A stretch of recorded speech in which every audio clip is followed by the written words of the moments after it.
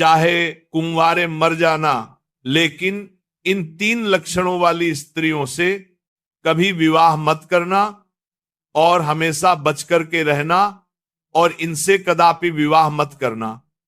कभी जिंदगी में आप परेशान नहीं रहेंगे। भक्तों, एक समय की बात है, किसी जंगल में तोता और मैना का जोड़ा एक वृक्ष के डाल पर बैठा हुआ था। तोते ने मैना से कहा कि हे मैना रानी, आज का समय बहुत ही बदल चुका है। मैना कहने लगी, पिया जी ऐसा क्या समय बदल चुका है? तब तोता कहता है कि मैना रानी, समय इतना बदल गया है कि आजकल की स्त्रियां और आजकल की लड़कियां बहुत ही स्वार्थी बन चुकी है, क्योंकि स्त्रियां अपने स्वार्थ के लिए कुछ भी करने के लिए तैयार हो जाती है। जो काम उन्हें कदापि नहीं करना चाहिए, वह स्वार्थ के प्रति स्त्री आकर बैठती हैं।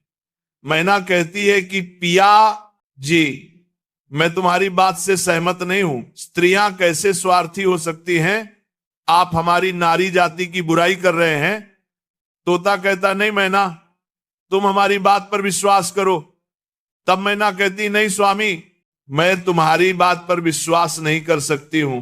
तब तोता कहता है, ठीक है मैना, जब तुम्हें विश्वास नहीं है तो आइए हम आपके लिए एक कहानी सुनाते हैं, और इस कहानी को सुनने के साथ साथ तुमको यह विश्वास हो जाएगा कि तुम्हारी नारी जाति कितनी स्वार्थी बन चुकी है और अपने स्वार्थ के लिए कितने गलत गलत काम करने के लिए तैयार हो जाती है।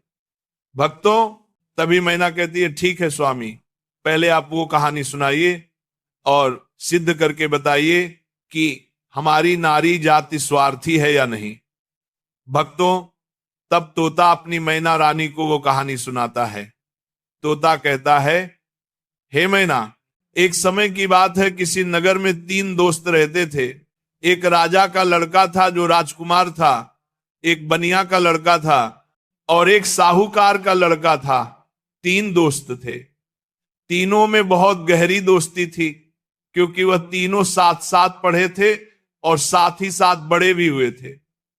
राजा का जो लड़का था, जो राजकुमार था, उसकी शादी भी हो चुकी थी। भक्तों, एक दिन की बात है, तीनों दोस्त राजा के बगीचे में टहल रहे थे, तो राजकुमार जो राजा का लड़का था, वो अपने दोस्तों से कहता है, भाई कल चलते हैं और अपनी पत्नी को उसके मायके से बुला करके ले आते हैं, क्योंकि बहुत दिन हो चुके हैं और हमें अपनी पत्नी की बहुत याद आ रही है। इसीलिए कल ससुराल में चलते हैं और तुम हमारे साथ चलो और हम अपनी पत्नी को बुला लाएंगे। तब इन दोनों दोस्तों ने कहा, जो साहूकार का लड़का था और बनिया का लड़का था, इन दोनों ने बोला, भाई तुम तो अपने ससुराल में पहुंच जाओगे और ससुराल में ससुर जी के महल में आराम से सो गए, लेकिन हम कहां जाएंगे? तब राजकुमार कहता है, मेरे भाई तुम कोई सराय देख लेना, और एक रात की ही तो बात है, रात सराय में काट लेना और सुबह मैं अपनी पत्नी को लेकर के आ जाऊंगा और आराम से घर के लिए निकल चलेंगे। दोस्तों, राजकुमार की बात को सुन करके दोनों दोस्त, साहूकार का लड़का और बनिया का लड़का जो था, वह सहमत हो जाता है। लेकिन बनिया का लड़का जो था वह बहुत ही चालाक और चतुर था, और जो राजा का लड़का, राजकुमार और साहूकार का बेटा, बिल्कुल भोले और नादान थे। भक्तों, दोनों दोस्त जब सहमत हो गए तो दूसरा दिन होता है और दोनों दोस्त अपने दोस्त राजकुमार के साथ में वहां से चल देते हैं, और चलते चलते 3 दिन इनके रास्ते में लग गए, और 3 दिन के बाद में राजकुमार अपने ससुराल के पास में जा पहुंचता है। उस नगर के पास में जब पहुंचता है तो राजकुमार अपने दोनों दोस्तों से कहता है, मेरे भाई यहां कोई सराय देख लेना और रात उस सराय में काट लेना, और मैं ससुराल जाता हूं, सुबह जल्दी आ जाऊंगा। राजकुमार इतना कहने के बाद अपने ससुराल के लिए चला जाता है, और इधर साहूकार का लड़का और बनिया का लड़का सराय की तलाश में निकल जाते हैं। ढूंढते ढूंढते उनको एक सराय दिखाई देती है, और सराय के जब समीप पहुंचते हैं तो उन्होंने देखा कि यहाँ खाने पीने की भी व्यवस्था सही है और रुकने की भी व्यवस्था सही नजर आ रही है। भक्तों, सराय के दरवाजे पर जब वे पहुंचे तो वहां उन्होंने एक बुढ़िया को देखा। उस बुढ़िया के पास में जाकर कहने लगे, हे माता, हमें सराय में रात व्यतीत करने के लिए आए हैं और सुबह चले जाएंगे। हमारे लिए सराय में जगह दे दो जो हम रात सही से काट सके। दोनों दोस्तों की बात को सुन करके वह बुढ़िया जो थी वह कहने लगी, देखो बेटा, चाहे कहीं भी रुक जाओ, चाहे कहीं भी जाकर के रात काट लो, लेकिन सराय में आप ना रुके, इस सराय में आप रात ना गुजारें। तब दोनों दोस्त ने पूछा, ऐसा क्यों माता? तब बुढ़िया कहती है, मेरे पुत्र, इसमें अगर आप रुके तो आप जिंदा नहीं बचेंगे, क्योंकि आपकी मृत्यु हो जाएगी। भक्तों, इस तरह से वह बुढ़िया जो थी साहूकार के लड़के और बनिया के लड़के को समझा रही थी। तब तक एक बहुत सुंदर लड़की, एक बहुत सुंदर युवती दरवाजे के भीतर उस साहूकार के लड़के को दिखाई दे जाती है। साहूकार के लड़के ने जब उस सुंदर युवती को देखा तब वह उस पर मोहित हो गया और उसके साथ रात में रुकने के लिए वो तैयार था। उतावला हो रहा था कि किसी ना किसी तरीके से हम उसके साथ रात गुजार ले। भक्तों, इधर वो बुढ़िया समझाती रही, लेकिन साहूकार का लड़का नहीं माना। साहूकार का लड़का जो था वो अपने दोस्त से कहता हुआ चला गया कि दोस्त, तुझे कहीं जगह मिल जाए तो तू रुक लेना, पर हम तो इसके साथ में ही रुकेंगे। भक्तों, इतना कहने के बाद में वह साहूकार का लड़का जो था उस सुंदर युवती के साथ में रुकने के लिए वह अंदर चला गया। और जो सराय में एक हॉल टाइप का रूम, यानी हॉल जैसा एक कमरा था, वो बहुत गहरा और लंबा था। उसमें वह सुंदर युवती के साथ में साहूकार का बेटा चला जाता है। भक्तों, इधर रात हो चुकी थी और सोने का भी वक्त कुछ समय में होने वाला था। इधर साहूकार का लड़का उस सुंदर युवती के साथ में सराय के अंदर चला गया, लेकिन बनिया का लड़का बाहर रह गया, जो बहुत ही चालाक था। वो चतुर था और समझदार था। बनिया का लड़के ने उसे रोका भी, लेकिन वह नहीं माना। अब भक्तों, बनिया का लड़का जो था वह बुढ़िया के पास फिर से पहुंचता है और कहता है, हे बूढ़ी माता, मैं आपकी बात को समझा नहीं। आपने कहा कि सराय में जो रुकेगा उसकी मृत्यु हो जाएगी और वह सुबह जिंदा लौट करके नहीं आएगा। इसका क्या कारण है, बताने की कृपा करें। तब बुढ़िया कहती है, बेटा, तुम उसे रोक रहे थे, लेकिन तुम्हारा दोस्त नहीं माना। मुझे डर है कि वह सुबह आपको जिंदा नहीं मिलेगा। बनिया का लड़का कहने लगा, वही तो मैं आपसे जानना चाहता हूं। माता, बात क्या है, खुल करके बताओ। तब बुढ़िया ने कहा, बेटा, ये जो सुंदर युवती आपके दोस्त ने देखी, जिसके साथ में वो अंदर चला गया, ये सुंदर युवती जो है ये एक वैश्य है और नागिन है। ये रात में अपना रूप बदल लेती है और जिसके साथ ये रात में रुकती है उसी को डस लेती है और उसको मार देती है। इसलिए हमको डर है, क्योंकि जो भी गया वह जिंदा लौट करके नहीं आया। बनिया का लड़का ये सुनकर के घबरा गया और कहने लगा, हे बूढ़ी माता, हमें कोई रास्ता बताओ जिससे हम अपने दोस्त की जान बचा सके। तो बुढ़िया कहती है कि बेटा, मैं तुम्हें एक तलवार देती हूं और अगर तुम उस नागिन का वध कर सको तभी तुम्हारा दोस्त बच पाएगा। बनिया का लड़का समझदार और चतुर था, वह तैयार हो गया और कहने लगा, माता, लाइए तलवार, मैं अपने दोस्त की जान जरूर बचाऊंगा, चाहे हमारी जान ही क्यों ना चली जाए। बुढ़िया बनिया के लड़के को तलवार देती है और वह चुपके से सराय के अंदर घुस जाता है और जहां उसका दोस्त साहूकार का बेटा उस वैश्य के साथ में लेटा हुआ था, वहीं पास में एक कोने में जाकर के बैठ जाता है और इंतजार करने लगता है कि कब यह नागिन का रूप धारण करे और हम इसको मारें।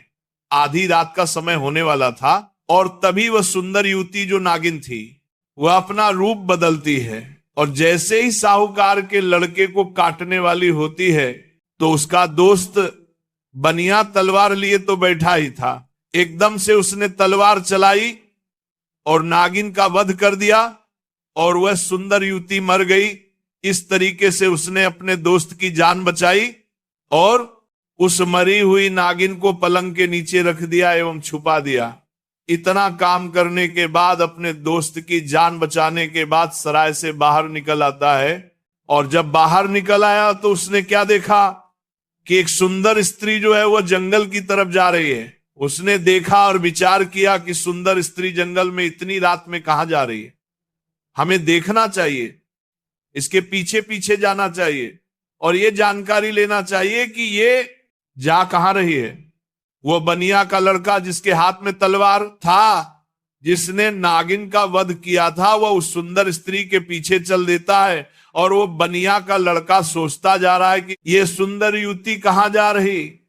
वह स्त्री चलती चली गई और जंगल में एक साधु का आश्रम था और वह स्त्री साधु के आश्रम पर पहुंच गई और जाकर के उसने साधु से मुलाकात की और वह सारा नजारा बनिया का लड़का दूर से ही देख रहा था। जब उसका जाने का समय हुआ तो साधु से मिलने के बाद फिर वो सुंदर स्त्री हाथ जोड़ करके कहने लगी, आज आपसे मेरी आखिरी मुलाकात है। साधु कहने लगा, वह क्यों? तो वह सुंदर स्त्री जवाब देती है, हमारे पति हमें लेने के लिए आए हैं और अभी हमारे घर पर ठहरे हुए हैं। कल मैं अपने पति के साथ ससुराल चली जाऊंगी। आज के बाद फिर मैं आपसे मिलने के लिए नहीं आ पाऊंगी। तब वह साधु कहने लगा, रोजाना तो हमारे पास आती थी, लेकिन अब हमें धोखा दे करके जा रही हो और कह रही हो कि अपने पति के साथ जा रही हो। तब वह सुंदर स्त्री जवाब देती है, हाँ, मेरा पति मेरे घर पर ठहरा हुआ है और कल मैं ससुराल चली जाऊंगी। हमें माफ करना, अब मैं आज के बाद तुम्हारे पास मिलने नहीं आऊंगी। उस सुंदर स्त्री के बात को सुनकर साधु को गुस्सा आ जाता है और साधु जो है गुस्सा में उसकी नाक काट देता है और जब उसकी नाक कट जाती है तो उसे पीड़ा होती है और वह पीड़ा को सहन करती हुई चिल्लाती हुई अपने घर के लिए भाग खड़ी होती है। इधर भक्तों, वो बनिया का लड़का सारी बातें सुन रहा था और ये नजारा देख रहा था। उस बनिया के लड़के ने ये देखकर बहुत गुस्सा हो गया और उसने गुस्से में साधु को मार दिया और तुरंत वहां से चला जाता है और आगे चल करके एक मंदिर था और उस मंदिर में जाकर के छिप कर भीतर बैठ गया। अब वह सोचता है कि हे प्रभु, इस दुनिया में हो क्या रहा है।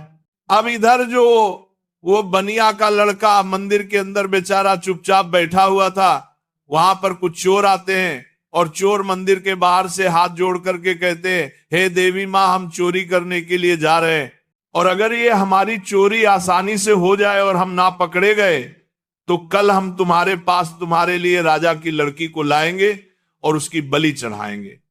इतना कहने के बाद में वो चोर अपनी चोरी करने के लिए चले जाते हैं और जो अंदर बनिया का लड़का बैठा था, उसने जब चोरों की बात को सुना तो उसके पैरों तले जमीन खिसक गई और वो कहता है, ये क्या है, यहां भी एक हत्या होने वाली है।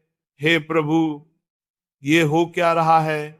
भक्तों, वह बनिया का लड़का विचार करता है, चाहे कुछ भी हो जाए लेकिन मैं राजा की लड़की की हत्या नहीं होने दूंगा।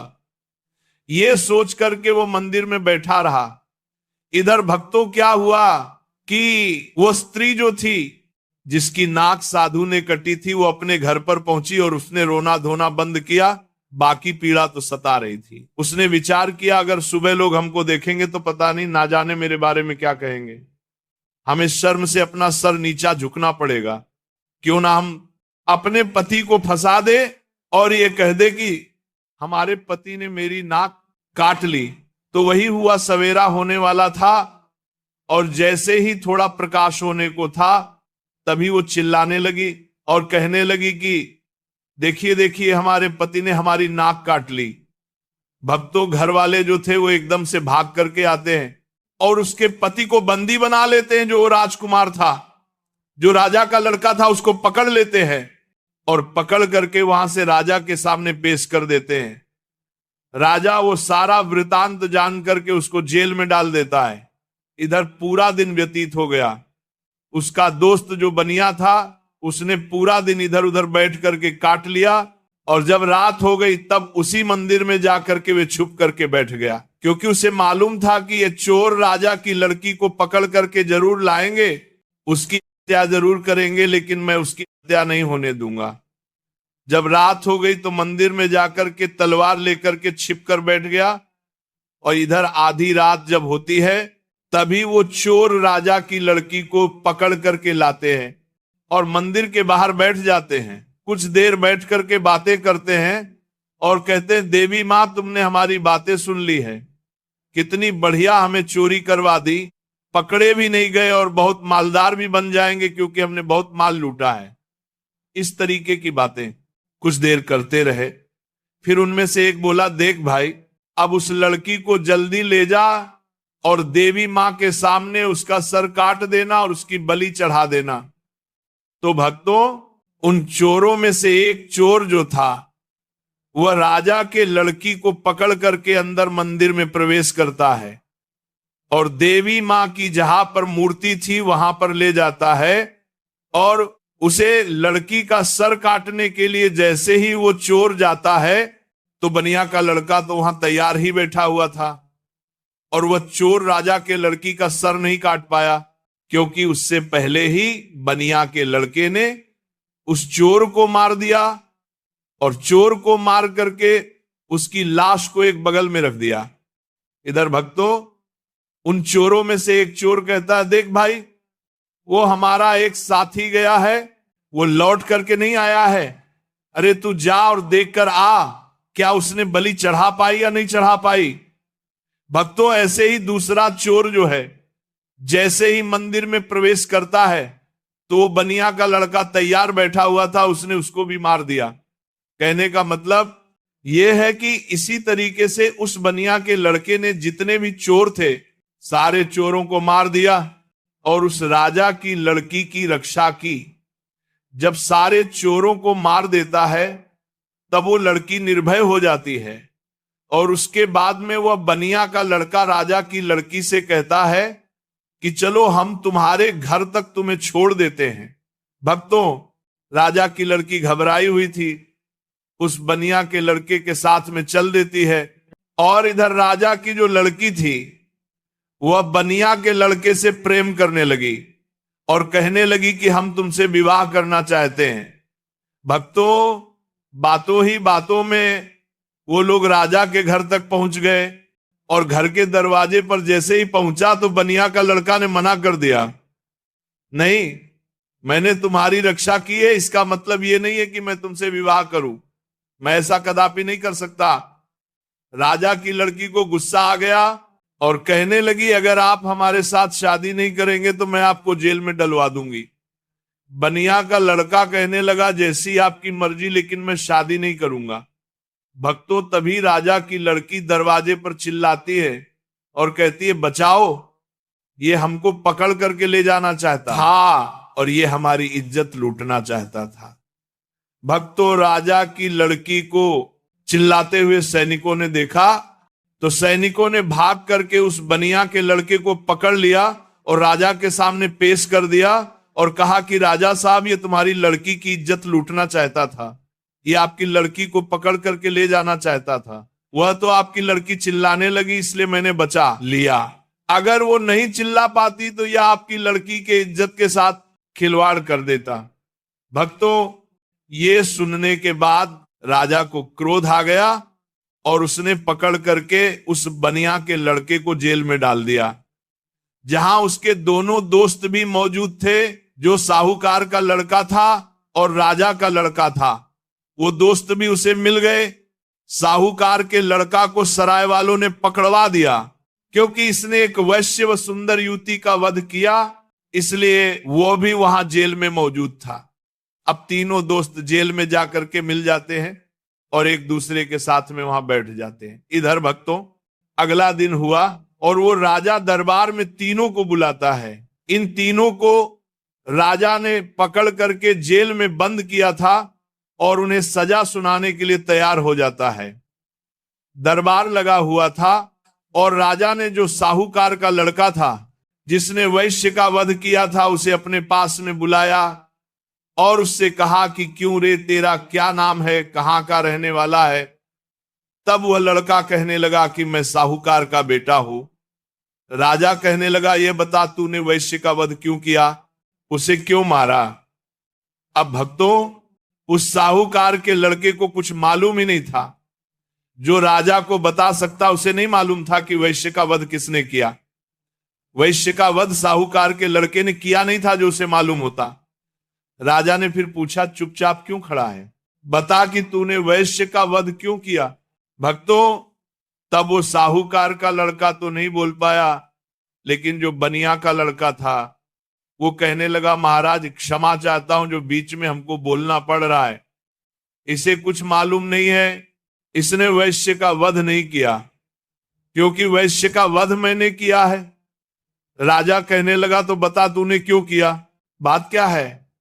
तब भक्तों वह बनिया का लड़का कहता है, हे महाराज, हम अपने दोस्त के साथ में इस साहूकार के लड़के के साथ में सराय में रुकने के लिए एक रात गुजारने के लिए गए थे, और एक बूढ़ी मां ने मना किया था, इसके अंदर नहीं रुको, क्योंकि जो रुकेगा वो सुबह जिंदा नहीं बचेगा।